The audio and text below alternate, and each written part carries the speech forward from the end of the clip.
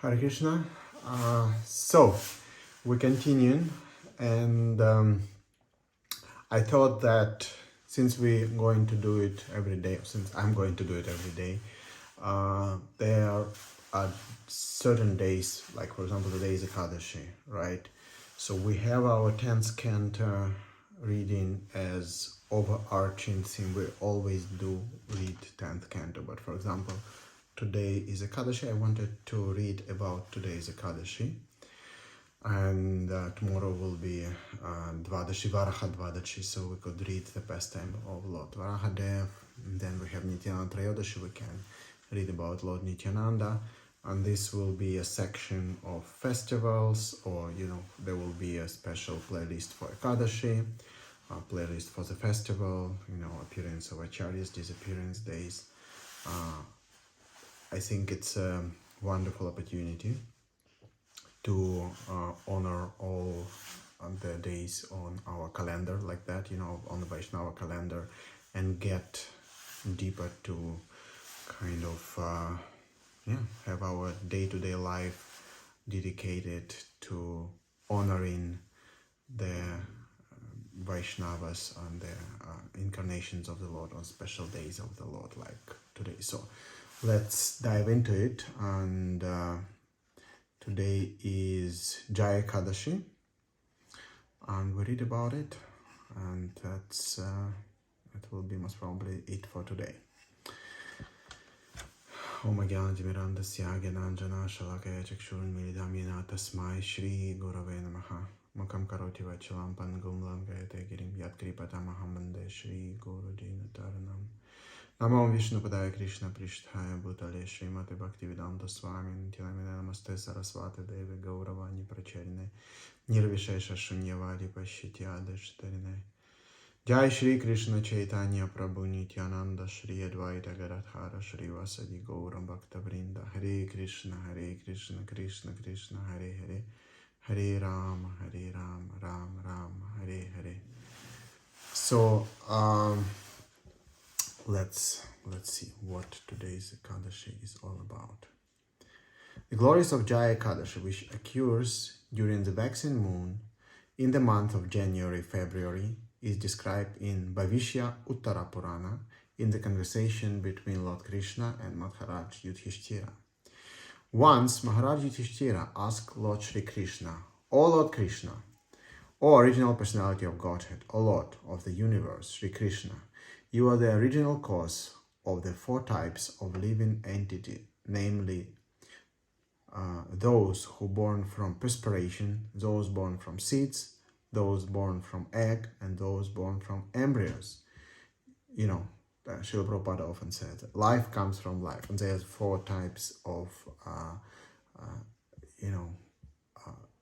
four ways how the life originates.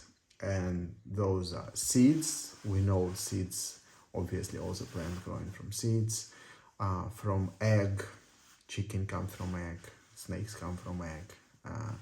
Those born from embryos, obviously, humans, animals, mostly born from embryos. And from perspiration, Prabhupada said, Scorpios are, and most probably a lot of germs and bed bugs. It's not that they're coming from somewhere, they're just born from perspiration. Therefore, we need to clean our environment very clean. Anyway, so that's how Yudhishthira Maharaj glorified Krishna. He's the Lord of all living entities, coming from four different types of, four different ways how they are born. You are alone a creator, maintainer, and destroyer of everything. Please describe to me the glories of that Ekadashi, which occurs during the waxing moon in the month of January-February. Also, please explain to me the procedure for observing this Ekadashi and which deity is to be worshipped on this auspicious day. Lord Krishna said, O best of the kings, Yudhishthira, the Ekadashi which occurs during the waxing moon in the months of January-February is celebrated as Jaya Ekadashi, following of this Ekadashi takes away all one's sinful reactions. The performer of this Ekadashi is never subjected to accept the body of a ghost. O king, as far as avoiding liberation and exhausting one's sinful reaction are concerned, this Ekadashi has no substitute. O lion-like king, now please hear the description of this Ekadashi, which I had previously narrated in Padma Purana.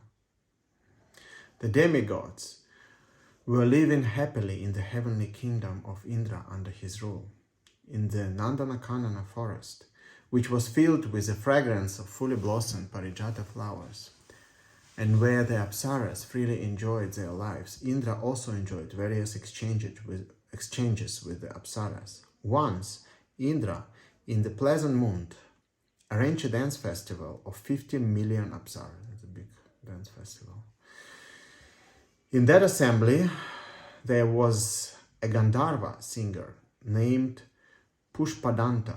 Another Gandharva named Chitrasena came there along with his wife Malini and daughter. Chitrasena had a son named Pushpavana, whose son was Malyavan. A Gandharvi named Pushpavati became attracted by the beauty of Malyavan.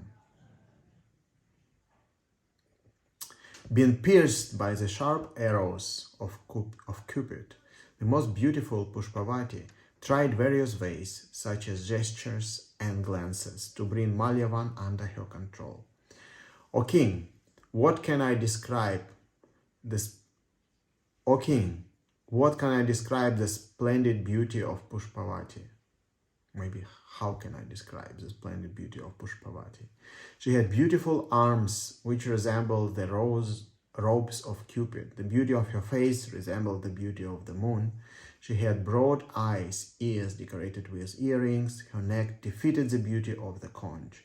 Her waists were thin, breasts were highly raised, her hips were broad, and her thighs resembled banana tree. Her shining feet defeated the beauty of the red lotus flower. Her beautiful features appeared more enchanting by being decorated with gorgeous ornaments and garments. On seeing such a beautiful woman, Pushpavati, Malyavan totally became captivated. In order to please Indra, both Malyavan and Pushpavati began to perform dancing and singing with other Apsaras in the dance festival. But since both were attracted to each other, they could not perform well. As a result, there was a disturbance in the ongoing performance of dancing ensemble. Continuously looking each other through the corner of their eyes, both of them became pierced by the arrows of Cupid.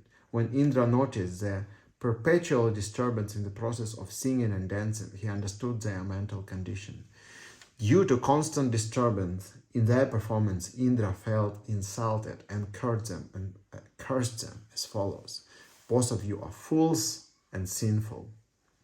You have disobeyed my order, hence I am cursing you. Both of you accept the bodies of a male and female ghost and take birth in the earthly planet and enjoy the results of your karma." After being cursed in this way, both Malyavan and Pushpavati received the bodies of ghosts and began to spend their miserable lives within the cave of Himalaya mountain. As a result of receiving ghost bodies, both of them felt great distress and lamentation. By the influence of the curse, they could not take pleasure from the sense of smelling, touching, and sleeping. While wandering in the dense forest and cold mountainous regions of Himalaya, once they sat down in one place and began to introspect. The male ghost said to female ghost, "Alas, what heinous sinful activities we have committed that we have received such miserable ghost bodies." They felt extreme sadness and merged in the ocean of repentance. Both Malyavan and Pushpavati, in the form of male and female ghosts, spent that day without taking any food while continuously repenting for their misdeeds. Coincidentally, this day was the auspicious day of Jaya Ekadasi, which occurs during the waxing moon in the months of January-February. Although they were extremely afflicted with hunger and thirst, they did not kill any living entities on that day. Even they abstained from taking any roots, fruits, or water, or king. In this way, when the ghost couple was sitting underneath a banyan tree in miserable condition, the sun was about to set. Due to freezing cold and being absorbed in deep thought, they felt great unhappiness and spent the entire night without sleeping. Due to mental disturbance, no propensity for sense gratification appeared in their hearts. O lion-hearted king, in this way they unknowingly observed the vow of Jaya Ekadasi, and by influence of the piety accumulated from observing this vow, the very next day they attained liberation from their ghost bodies. Thereafter, Pushpavati and Malyavan regained their original positions and returned to heaven through airplanes. On returning to heaven, both of them happily approached Indra, the king of demigods, and offered their obeisances. When Indra saw them, he was struck with wonder and asked them, "What a wonder! By the influence of which piety have your ghostly condition of life been destroyed? Which demigod has freed you from my curse?" In answer to this, Malyavan said, "By the causeless mercy of the Supreme Lord, as a result of observing the vow of Jaya Ekadasi, which is very dear to him, we have become freed from the curse. O Master, I'm telling you with full conviction that we have been freed from our ghostly life simply by influence of devotional service." After hearing these words, Indra again said to Malyavan, "You have become purified as a result of executing devotional service to Lord Vishnu and observing the vow of Ekadashi. Therefore now you are worshipable to me. You are worshipable by me also. Those human beings who are engaged in devotional service of Vishnu are certainly worshipped and respected by me."